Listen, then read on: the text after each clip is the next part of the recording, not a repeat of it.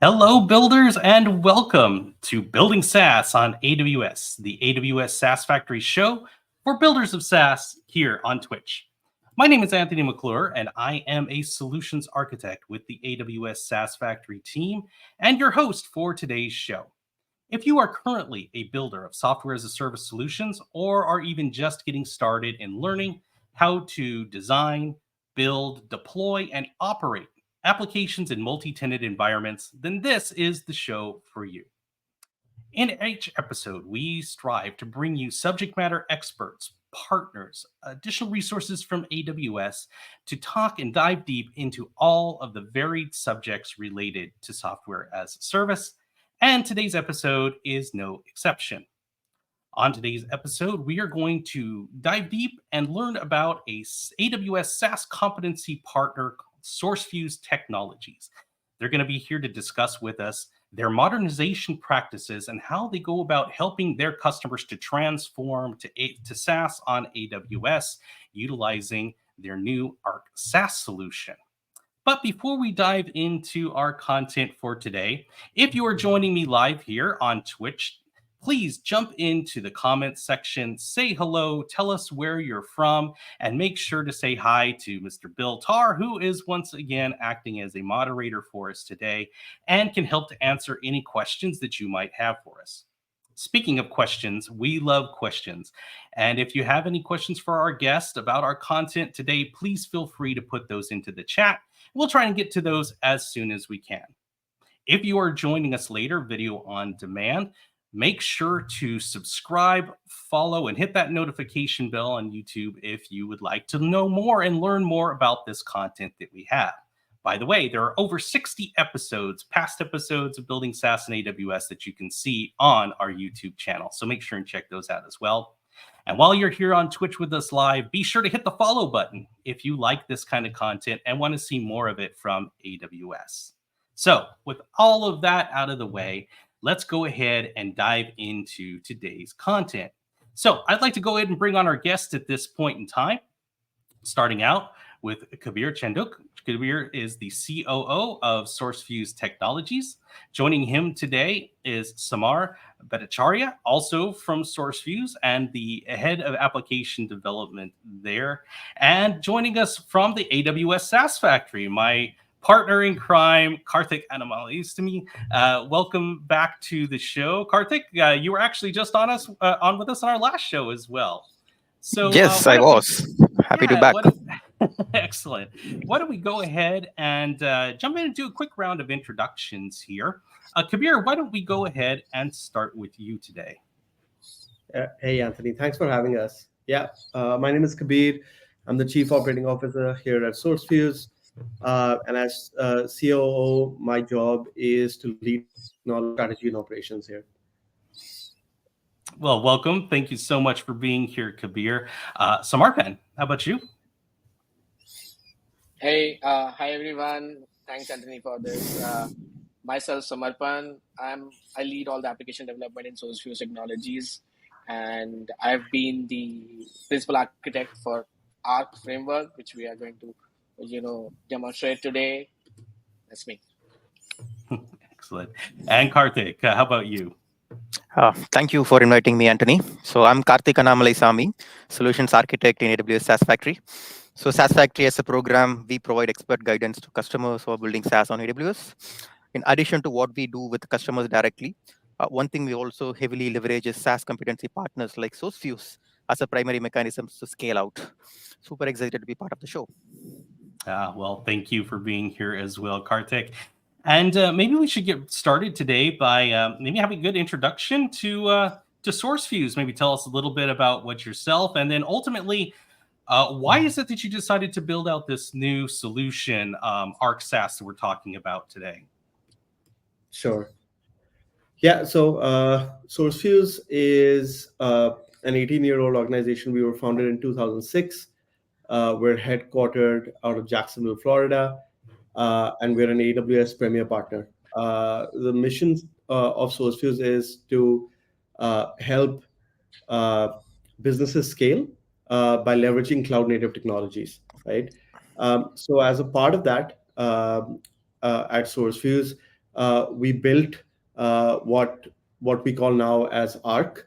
Arc is our rapid application development framework, which we've open sourced. And Arc started about 5 years ago, and we're really obsessed with providing as much as value as we can to our customers.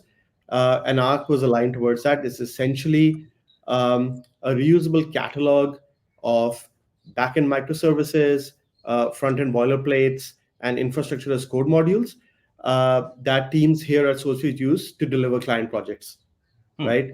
Um, and we've also been building SaaS applications for our customers, for more time than we can remember. And then, as we were going through our SaaS competency journey with Karthik and the SaaS factory team, that's when we realized we were missing a key part um, uh, of Arc, which we now call Arc SaaS. So as you can imagine, what Arc is essentially the application plane side of things. It's reusable blocks that we use to build the actual customer-facing applications or the user-facing applications for our customers. But we always lacked what we now know as the control plane, right? A lot of our customers were either startups or traditional ISVs that were looking to go SaaS, but they missed, these key foundational features that one comes to expect of every SaaS application. So things like tenant provisioning, tenant onboarding, tenant-specific logging metrics, cost data, isolation, all those good things, right? That's when we took a step back and said, you know what, we're missing a key piece if we really want to deliver value to our customers, and we built Arc SaaS. And Arc SaaS basically, following all the key tenets of Arc, is cloud native, is open source, and obviously is multi-tenant out of the box, right? So, like I said, we're now leveraging Arc SaaS to build greenfield SaaS for our customers. But I think more importantly, we're also leveraging it to SaaSify traditional ISVs who are looking to basically transform their delivery model as well as business model. And also, through the Arc SaaS platform, integrate them with the AWS marketplace. So that opens a whole new line of, channel business for them as well. Wow. Well, that's fantastic. Sounds like an impressive new capability that you're providing to your customers. Very exciting as well. Of course, anytime we're talking SaaS is exciting time for me. But you mentioned, a key thing to me there, and that is the control plane. That's always, when you're talking to customers that are wanting to build SaaS, in many cases, they don't understand the fact that, hey, in order to build SaaS, you really have to build two completely separate applications, right?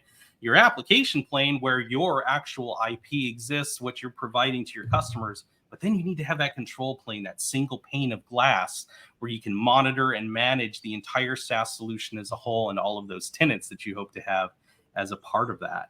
So when we're talking about the control plane here, what exactly does Arc SaaS kind of bring to the table or bring up to the plate to help your customers in their journey related to the control plane?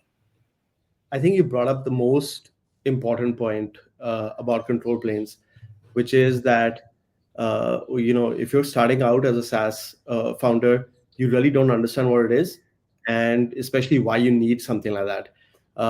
Founders are always thinking about what value they can provide to their users.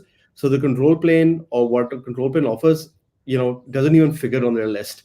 And it's a really hard sell saying, hey, you know what? We'll build all of your cool features later. Let us build this foundational stuff first, which is boring. And you might need it, 6, 8, 10 months down the line. So that's never a fun conversation, right? Which is essentially why we did what we did, is we invested in this ourselves and we open sourced it, just so that this now becomes table stakes to every SaaS engagement that we have, right? It's no longer a point of friction when we're speaking to our customers saying, hey, this is going to take 5, 6, 7, 8 months to build, and so many $100,000. This is just something that we do anyways, and you'll thank us for it later. Uh, uh, and then to answer your second question, Anthony, it does all of the foundational things that a control plane should do. Is that it supports all the different kinds of deployments. So we do siloed architectures, we do pooled, and we do hybrid. Depending on what kind of compliance and regulatory environment the customer operates in. We obviously do tenant provisioning. So we have all of the infrastructure as code there that actually will go out and roll out if required. A silo tenant or a pooled tenant for you. It will then provision the tenant. It also gives you billing and metering out of the box.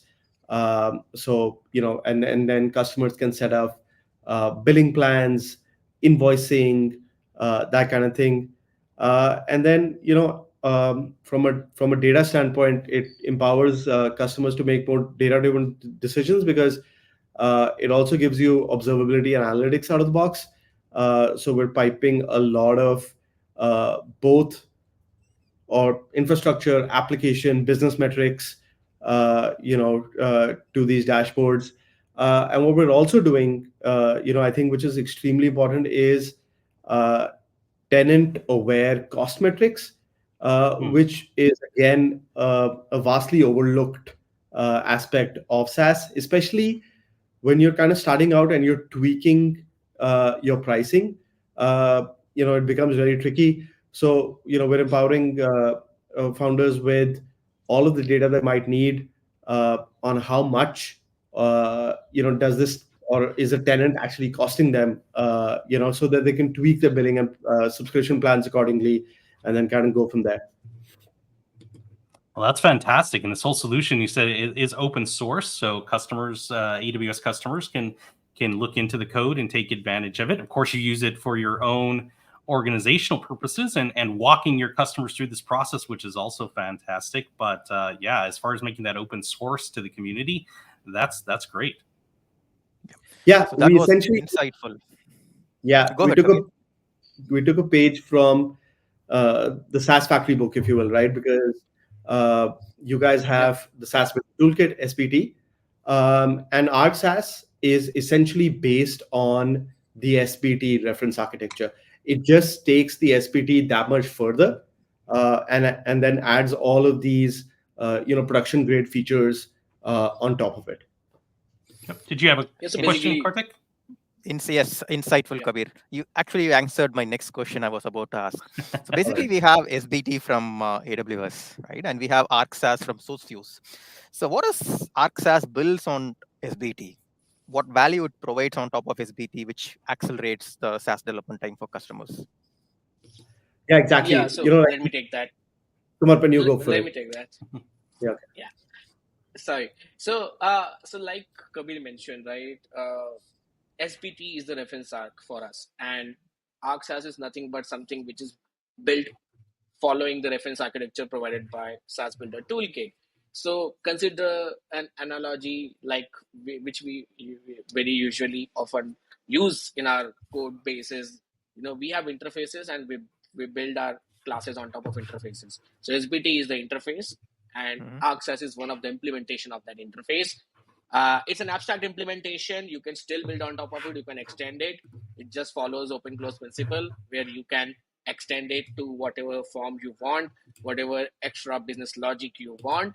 But it is closed in terms of modification, because the architectural aspects are taken care of by Arc SaaS itself, and following the guidelines of SBT. So whether we talk about baseline infrastructure, whether we talk about Kubernetes and EKS integration, where we talk about the guidelines for silo compute and silo storage paradigms, how do we do the data partitioning, how do we ensure security, authentication, we use Cognito there as well, and the loose coupling involved using event bridges and all. So all of this is basically recommended by SBT reference architecture. Arc SaaS implements on top of it, it adds a layer of actual microservices and a layer of IAC written in Terraform, which basically builds on top of it. And it is right now built for EKS, which is Kubernetes service for in AWS. Excellent. Sounds interesting. So Now let's actually, dive. I have a question from the audience that came in here as well. So we have a question from Schizophrenic Web Developer. Thank you so much. And I think they're asking about both the customer cost analytics, but also in general metrics and logging. Where does that get stored ultimately as far as Arc SaaS is concerned? So to store the metrics and logging, so we use okay, let me open up the specs one. There you can see. So we use OpenSearch for logs, for the application logs. Then we have CloudWatch metrics, which we use for AWS and infrastructure logs. And then we also use AWS Canary to track all the cost and usage metrics. And and we use KubeCost for cost metrics in terms of Kubernetes cost as well. Thank you for that question, chat. Karthik, you had a point you were making? Yep. So let's deep dive into the architecture now, Samarpan. So can you explain definitely the key constructs of SaaS that helps customers in their modernization journey? Yeah. So I was just going to, showcase this. This is the whole landscape which, Kabir initially started off, right? Application plane and control plane. So the right-hand side application plane is what Arc, initially had. Then when we came into this SaaS paradigm and started digging deep, and when we looked at SaaS Builder Toolkit, we observe we need a control plane. And that's the left-hand side, which is basically right now Arc SaaS is building, right? So as part of that Arc SaaS landscape, if you see, there are core features which we have built. The blocks that you see, you can consider them as small microservices. In Arc, everything that we build is plug and play. So we follow microservices paradigm, and they are packages. They are literally npm packages in terms of Node.js, which you can install and just write on top of it and run the servers directly. In terms of IAC, we have Terraform IAC scripts. You just clone them, change the variables, add logic to it, and to move ahead. So I'll come to each of those aspects. So the very specific aspects that we have built is identity and authorization, where during the tenant onboarding process, ensuring the siloed identity mechanism for all the tenants, security and data privacy for them is already handled. The tenant management, tenant onboarding, right? Ensuring the provisioning of tenant is smooth and automated, and it's happening automatically. It's frictionless, is super important. So that entire process is right now part of it. Then we have a mechanism to customize the licensing structures and the plans and the tiers that a SaaS product want to offer to the customers. So we have a service for that. We have a billing and payment, and as part of that, we are also integrating with the AWS marketplace so that that billing and metering thing can be taken care of through the marketplace as well, right? Subscriptions part of tenant management itself. We have feature flagging, right? Where it's very often, which we found, is where one tenant, when we are giving a plan to a customer, we might have some discounting structure or a plan structure where, okay, if I have 12 features, out of which 2 features are premium and 10 features are normal features, I will give the normal features to everyone. But for the 2 premium feature, you have to pay premium, right? So that kind of feature flagging. Release management also can happen, right? Then a lot of things which we already talked about, analytics and metrics, observability. And this entire landscape is right now AWS centric. We use EKS. We have our identity using Cognito. We use database SQL databases where RDS or Aurora both can work. So it doesn't matter because it's ORM based. Services just cater to whatever Postgres or MySQL you provide with, and the entire IAC is written in Terraform. Now coming to the middle section, which shows the pipeline of onboarding, how the application plane is getting provisioned, right? That's where a lot of tools which gets involved, right? We have code build pipelines. So I'll showcase some of those code build pipelines. I try to showcase during this show as well, that how whenever a tenant is onboarded, how the provisioning is happening through the code build pipeline. We use code build for that. Then we have Carpenter, which helps us in doing silo compute. So Carpenter is a tool using which we basically silo the compute, segregate the compute in EKS. We can provide a specific EC2 node group using Carpenter. We provision that for silo customers, right? We use Grafana dashboards for which we'll showcase. Then, like I said, OpenSearch, we use that for logs, and we use Argo CD to manage tenant, and we have helm charts and all. So we manage all the tenant releases and tenant health and monitoring we do on Argo CDs. So this is the whole landscape if you talk about, and again, all of this, whatever we have built as part of IAC as well as part of the services is open source. I think you might be having those links shared on the comment thread. That's the landscape that we talk about as architecture. Well, that's there's a lot that's being developed and built out there, and to expose that out to the community and make it available from an open source standpoint, I think is fantastic. Highly encourage anybody that's looking to build SaaS to take a look, not only at the Arc SaaS product or what's been built here, but also specifically at SourceFuse. SourceFuse can obviously walk you through this, right? Really help you through this process as well. But one thing that I am curious about here, especially when it comes to software as a service and multi-tenant application delivery, are the isolation models, right? How we can actually build out our application to fit what makes sense. We have the silo model, we have the pool model, we have hybrids, somewhere in between. How is that actually supported inside of Arc SaaS? Right. So, primarily, if we talk about isolation models, usually there are 4 isolation models which any product may require. Right now, we support 3 of them. So, what are these? So, first one is pooled compute and pooled storage, where the compute is also shared amongst all the tenants, and data storage is also shared, right? So let's take an example of RDS, and let's take considering it is EKS, so I'll take that example only on the compute side right now. So in that first model, which is pooled compute and pooled storage, all the tenants are in the same database. Now within the database, they may or may not have separate schemas. That depends, right? But ideally they should be in the same database, right? Now in terms of so that's pooled storage. Now the pooled compute part is basically they are shared in the same EC2 node groups, right?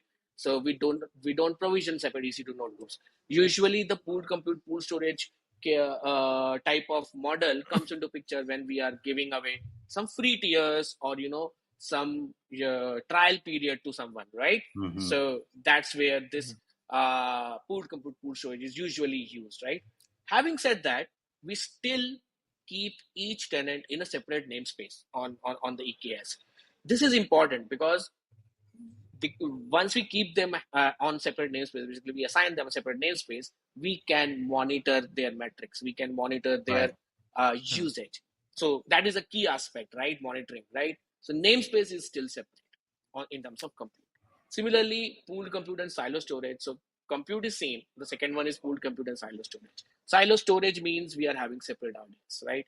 So each tenant will have separate RDS, completely separate data. Now this one is important for those customers which are asking for data privacy and data security, and for let's say GDPR compliance reasons, they want to have it within the UK region or Euro region, right?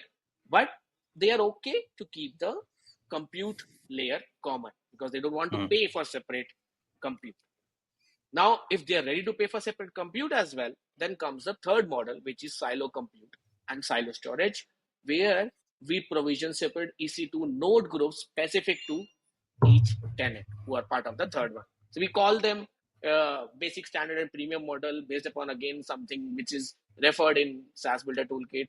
Reference architecture as well, we kind of call them in the similar fashion, but ultimately, in a technical terms, the first one is pooled compute, pooled storage.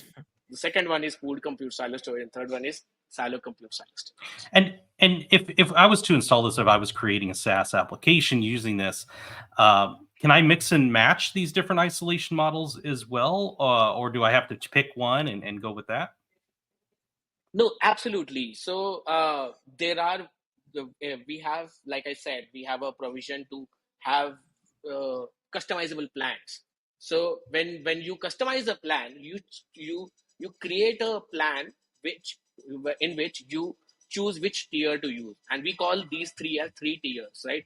Basic tier, standard tier, and premium tier. So you choose which tier. So using those plans, you can obviously, within the same product, you can club and you can assign a plan accordingly to your customer. So in your product, one customer may be on standard, another one may be on premium, and in some cases there can be some services which are pooled and some services which are siloed. That is also possible. Excellent. Well, this looks fantastic. For those of you that may have joined us a little bit later here, and shame on you, should have been here from the beginning, we are talking today with AWS SaaS competency partner SourceFuse. And SourceFuse is showing off their newest addition to their Arc open source platform, Arc SaaS. They've specifically created open source tools and services now to build out or help you to accelerate your SaaS journey. And we're taking a deep dive look at that. Speaking of that deep dive look, Samarpan, I know our audience is probably itching a little bit here to see what this looks like, maybe live. You have a demo, perhaps you could show us? Yeah, sure. So I'll start off with a bit of showcasing our open source repos quickly. So we have two major open source repos. One is for the control plane microservices catalog. So this one, which I'm showing right now, is the one which is our control plane microservices catalog. There are three services right now. Those are in packages. You can install them. Pick and choose. If you don't want subscription management, don't do it. Do the orchestrator and the tenant management and plug and play, right? They are just npm install. Yeah. Then we have one which is for our entire EKS Terraform piece, following the reference architecture, right? So this is the second repo. Having said that, what we have done is we have created a demo environment ready, which is basically having the microservices set up using this repo. So we have a UI. Like I said, in Arc we have UI boilerplates. So using one of our boilerplates, we designed this UI that you are seeing right now. This is a control plane UI, and few pages we created for demo purposes. So you see some of the tenants here. So what I'll do quickly is first of all add a new tenant. So while I'm adding a new tenant, just letting you know, this entire process also involves provisioning resources for this tenant, right, during this process. So I'll just quickly add some details. Right. So AWS resources are being created as a part of this process. Absolutely. Provisioning. Yes. Provisioning.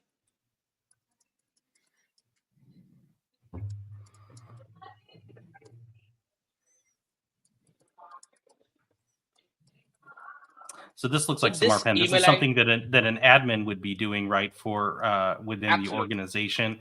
Is it possible to also integrate or even to have a self sign-up version of this too, if a customer needed to do so? Absolutely. We do have a self sign-up module. So if I log out, then I can showcase you that self sign-up page also. But yeah, ultimately, see, what we have done is we have created microservices. So there are APIs available. So in case of self sign-up, the only difference is when you are doing self sign-up, we don't create a tenant directly because we have to validate in case of self sign-up, because there can be a lot of, automation attacks and all those happening. So that's why we want to ensure that an actual customer is coming into us. So we initially create a lead, which we call as lead or a prospect, you can say. Then we validate. Then we do a validation through email. And in between that, the customers, let's say the SaaS product who is building, they can come in and they can add their own business logic of, let's say, having an approval flow using some BPMN engine. We have a BPMN microservice in Arc, using which you can add an approval workflow of a lead to a tenant, which can involve a payment also in between, or any other thing also, right? There can be mutual discussions going on to choose the right plan as well between them. And then once they get approved, then only they become tenants. Fantastic. That's neat. Excellent. I have a question. Speaking about tenant onboarding, right? So time to value is one of the key metrics SaaS provider would like to measure as part of their SaaS application. So SaaS, Arc SaaS, what constructs or modules which we have within the solution, which will help us to orchestrate the time to value flow specific to the customer's need? So I'll showcase you the entire pipeline while I just started provisioning. And if you see, the provisioning has started for this one. What I used a premium plan. And while you talk about what are the different services, let me showcase you those as well as a flow. I'll also show you let me showcase the pipeline first. So as part of the onboarding journey, right now what has happened is a provisioning pipeline have been triggered for a premium customer because I chose the premium plan, right? So let it load. So you see, one code build pipeline is right now in progress, right? And this has been triggered just by what I did right now, right? As part of this pipeline, let me tell you how this entire flow is happening. The most important thing is, you see, I did a onboarding request, right? Using one of my UI, which triggered one of my microservices which was deployed. That microservice basically triggered an event into an event bridge, right? We use event bridge for that, for event driven and decoupling everything. Then we have an event bridge rule which triggers a Lambda through an API gateway. This Lambda is the orchestrator Lambda, right? So this orchestrator Lambda is in between everything and actually responsible for decoupling everything, right? This orchestrator Lambda then decides, based upon the information it received from the event, which code build to trigger, right? So based upon different isolation tiers, we have 3 code builds, right? Let's say 3 isolation tiers of 3 code builds, right? But based upon the tier that they chose, I chose premium, so trigger the premium code build. Now, once the entire code build work is done, it will basically send an event into the event again, which will again inform the orchestrator Lambda that, this part is done. So that Lambda will then inform the microservice, which is the 10 microservice, that provisioning is complete. So as a whole, this is the entire process that is happening here. Okay, so excellent. Just one question, curious. So basically, we are interfacing between the control plane and the application plane for onboarding via events. Yes. In a way that how do we implement the onboarding is completely isolated from the control plane's purview. So as long as the onboarding pipeline is able to receive the events, onboard the tenant, and respond back to the event bridge, things are fine. Okay. Absolutely. That's the intent of using event bridge and this Lambda, right? So this Lambda also does not know what is happening in the code build, right? Code build is depending upon the application plane, so they can define what needs to be done, right? There might be extra steps involved. We do have a base framework available for this code build as well. So the steps that happen during this code build also is, I can quickly spell out. So this is the script that basically is running in the code build, right? This is for the premium one, the silo one that I'm talking about, right? This is this is not absolute. You can obviously change it, but this is one of the base frameworks, like you can say an abstract framework that we have provided. You can add things on top of it. So as part of this build spec, if you see, we start off by installing the dependencies, typical things that we do, right? Having everything ready, then the most important thing is, authentication. Security is super important in the code build as well. So we use the IAM role session that we have in the code for the code build. We basically use the credentials from that and provide it to the Kubernetes and update the kube config accordingly, so that we don't need to have, we basically just need to define the IAM role as part of the code build rule, right? that takes care of the security credentials for Kubernetes and doing the Kubernetes deployment, right? Then, once that is done, we start extracting variables. We use SSM parameters and parameter store for those purposes. All the security taken into consideration. We fetch some of the details, which is passed on to the code build through the events, right? And some is picked from SSM parameters, right? These are just variable definition.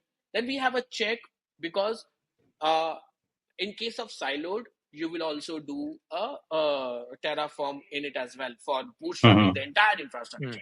But in case of pooled, you don't need to initialize everything. You just need to apply some changes, right? So we have that check as part of this build spec itself. So if let's say a product comes who does not require pooled, they can simply skip this. So it is customizable, right? But we have given that capability. And once all of this is done, then we start creating the Terraform backend, and we trigger the infrastructure initiation. And then after that, we basically push the Helm values to the Helm chart, and then we just run kubectl apply, which basically provisions the pods according to the namespace which we require, right, through Argo CD. So this is the whole process. Of course, there are multiple steps. This repo is open source. You can go ahead and check it out. And to maintain the state of, let's say, when I say the Helm chart values, you still have to maintain those values. Next time when you do a release, you don't want to get the update values again, right? So we keep on those infrastructure values as part of our Helm chart here as well. It's in the same repo. This is a sample repo. So onboarded tenants can show up here. You can, let's say, tomorrow you want to update the S3 bucket URL in one of the services. You can simply update it from here, and Argo CD will be triggered, which will update the pods. So that way, this is integrated with Argo CD as well. So this repo is integrated with Argo CD directly, right? So that is why it is important to maintain those Helm charts. This is the Helm chart that we have for each.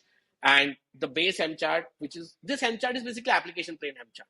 This is coming from application plane, but we maintain it for each tenant here as well to keep their versioning intact as well.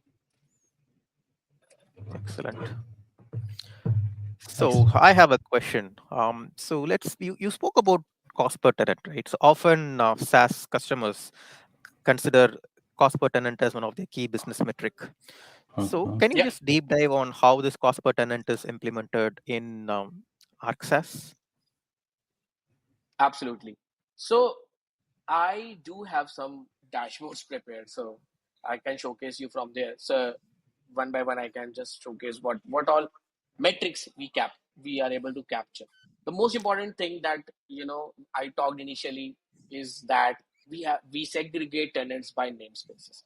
That's one of the key factors using which we can we use cube cost to find out the cost incurred within each namespace of EKS, right? So that is one approach which we use to see cost in that is getting incurred within the EKS. So for example, let me see. So I have already created two customers before. So you see source 1, source 2, and source 3. These are pre-created tenants. And you can, if I click on, let's say this one, this is a standard tier, I can see how much CPU each service is, using. These are some of the microservices that we have in this one, right? And their cost. This is within EKS. So we use cube cost to cater to cost metrics within EKS. Now let's talk about AWS cost, right? For AWS cost, we have a dashboard on Grafana, right? We use Grafana for our metrics and dashboarding, right? Here you see this one is basically showcasing the AWS infrastructure cost. I can choose a particular tenant. Let's say I choose source 1.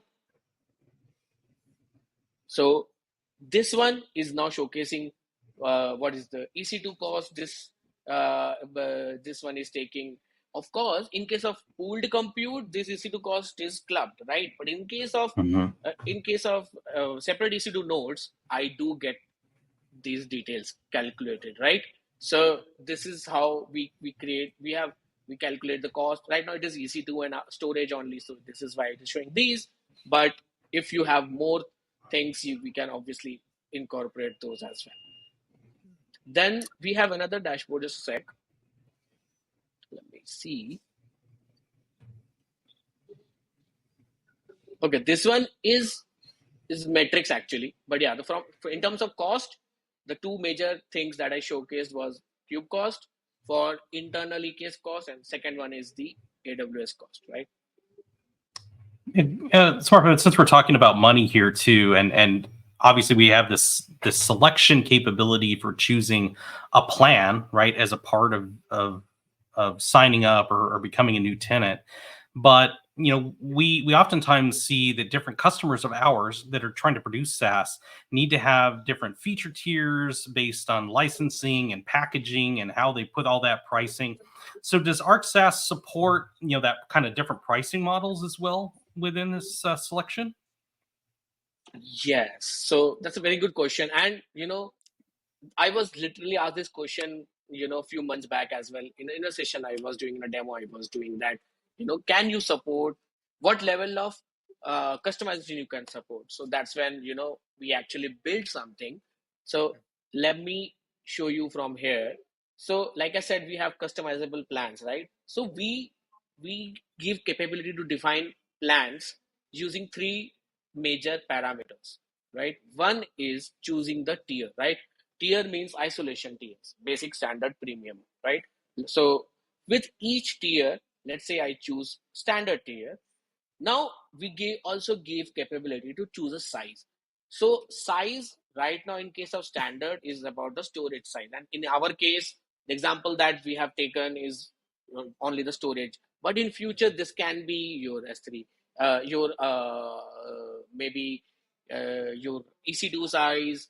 This could be the compute size of in future. In case of serverless, it can be something else as well. DynamoDB restrictions and all those, right? So in terms of size, this is customizable from the database. So you can, let's say I give three features, right? Small, medium, large here. Now this is just a representation. Behind the scenes, it has a definition. What does small mean? What does medium mean? What does large mean? But this is that's defined on the database side, which can be defined by anybody using this microservice, right? So they can actually define it in the database in whatever form they want. This is the second parameter using which you can define the plan. And the third parameter is features. You can disable and enable feature. For example, I don't want to give video call to a standard tier guy, right? For maybe this guy, right? So I can define that. So if I explain it to you in terms of a quick graph, this is what we give, right? We give three parameters: which tier, what size, and whether to give all the features or some of the features. Based upon these three levels, you can customize your plans. And that's how I showed you. If you see, let me show you. We have different plans here. So this one is a free tier. This is just a name, but if you see, this is basically a basic tier where you can't define a size because it's a pooled compute, pooled storage. You can't choose your size. But in case of premium, you can choose whatever you want, right? So you choose those things, right? So that's how the customization can happen. So we give feature toggling, we give size configuration, and then we give the tier selection. Three parameters using which you define your plans. Well, you really thought. Yeah, no, you really thought of so much here and have implemented all of these different features that we normally would talk with our customers with about, hey, you need to think about this and this and this. It's great to see it all packaged together in this way. And of course, since it is an open source project, if a customer had specific asks that they needed to do, like deploying into a customer's account, for instance, or having an account per tenant, I assume they could change the code, right? Implement that themselves. Absolutely. This is just just do npm install, then override the providers that we give, or you can even override the APIs that we provide, add your business logic to it, or completely extend it also. So all of that is possible. We have got microservices here. You can override in terms of business logic.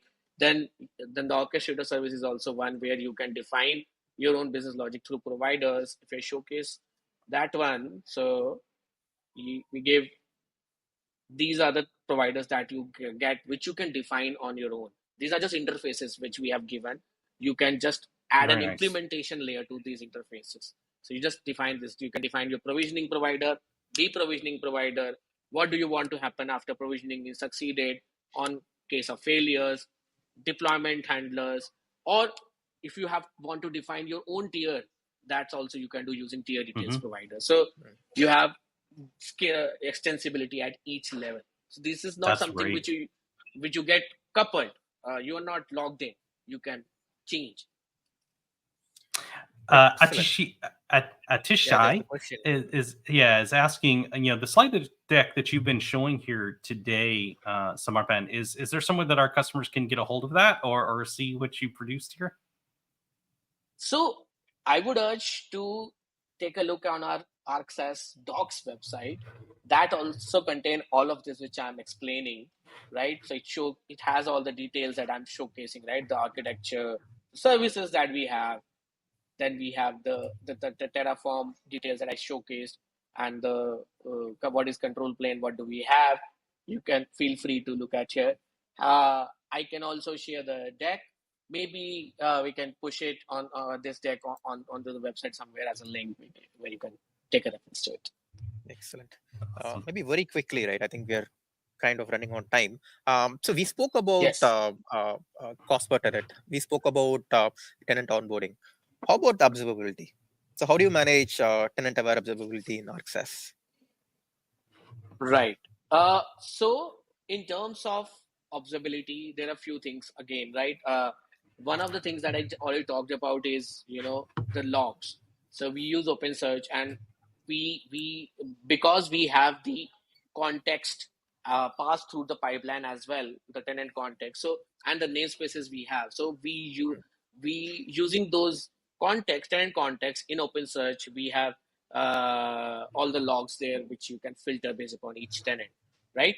Then we have CloudWatch synthetics, using which we integrated AWS Canary here, using which we basically are able to aggregate the success and failure of the APIs here, right? I can choose. I think there is a way to choose source here. So this is one. Right. Then we have another one. Hold on.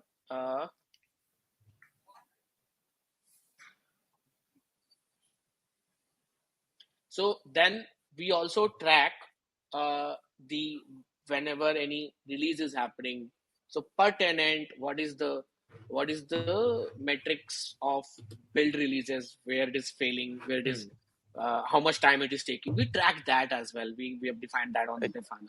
Then we also track everything and monitor our tenants using Argo CD, where we can see the health of these tenants. You see, okay, fortunately, I've got my tenant already provisioned.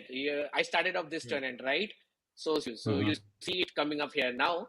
So if you, I will be able to see the health of all the microservices here in Argo CD. Everything is healthy. I believe this tenant is also now onboarded, so I can actually open up the application plane of this. So this is an application plane which is just now provisioned, and this application plane is a demo telemedicine app which we using some seeded data we have done. So I have got a few login credentials seeded in, but yeah, so I will use those seeded information right now. Just give me a minute. I just need to pick up the credentials. Just give me a minute.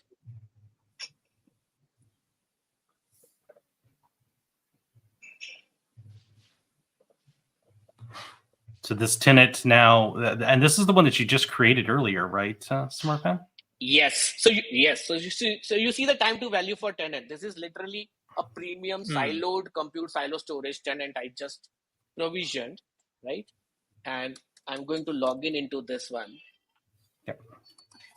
Yeah, in just about 10 minutes, right? Fuse. Yeah. Good. Yes. This is a doctor login into a telemedicine app, which we have just provisioned. So we have basically preceded 2 users to it. Obviously, that's just for demo purposes, but yeah. So you see, this is a live application. And because this was a premium, so I get all the options here. But if I choose some features and disable this medicine store, then this feature would not be enabled. So, Got it. so all in all, this is how we provision everything together. When we create using namespaces and all those stuff, we can track and monitor everything.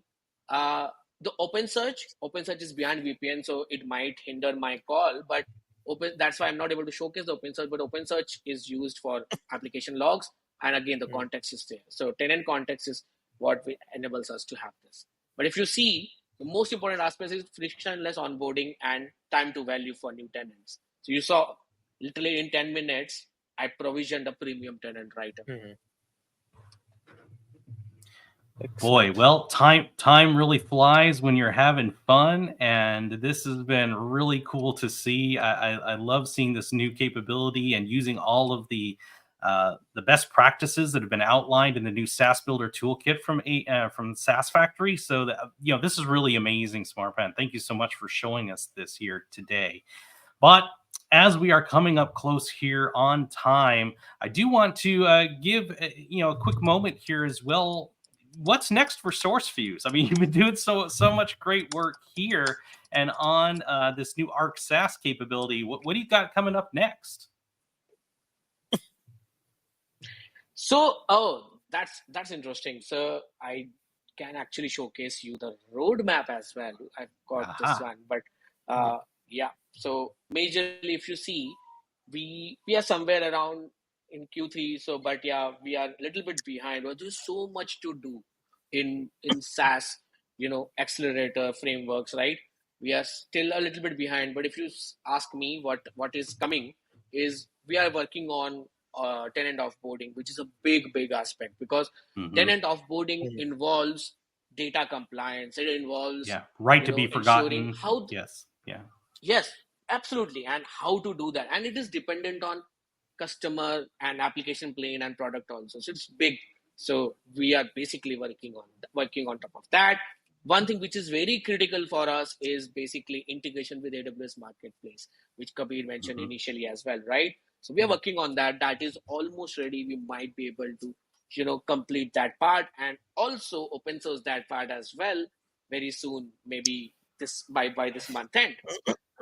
Then we have integration with Auth0 and Keycloak. Right now, we have integration with Cognito, but we are focusing on adding more, standard authentication mechanisms as well. So 2 of them is Auth0 and Keycloak. We are working on that. Another major aspect that we are doing is right now, whatever you saw, it was all EKS, Kubernetes, right? We are also working on having another flavor, which is for ECS. So how to do all of this tenant onboarding and provisioning if your application plane is on ECS. Then we are by the end of the year, we are also thinking about doing the same thing for serverless, right? If your application plane is supposed to be provisioned on serverless, that is also in our pipeline. Wow, this is certainly amazing. Karthik, any final thoughts from you before we get to close here? I think I'm good. So thank you, Samarpan. That was an insightful session. I hope that Arc SaaS as a solution will definitely help customers on accelerating their SaaS journey.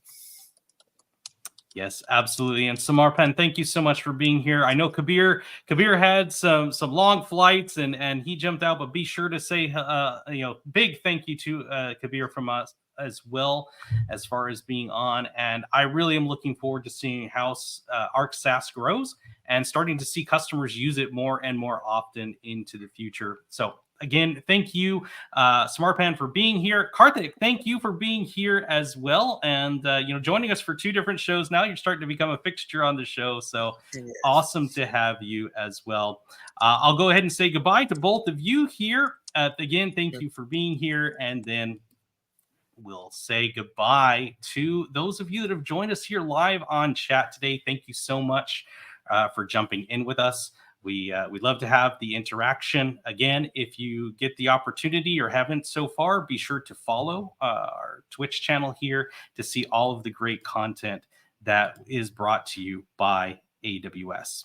Until we speak again, my name's Anthony McClure, Solutions Architect with the AWS SaaS Factory, and we'll talk again very, very soon. Bye-bye now.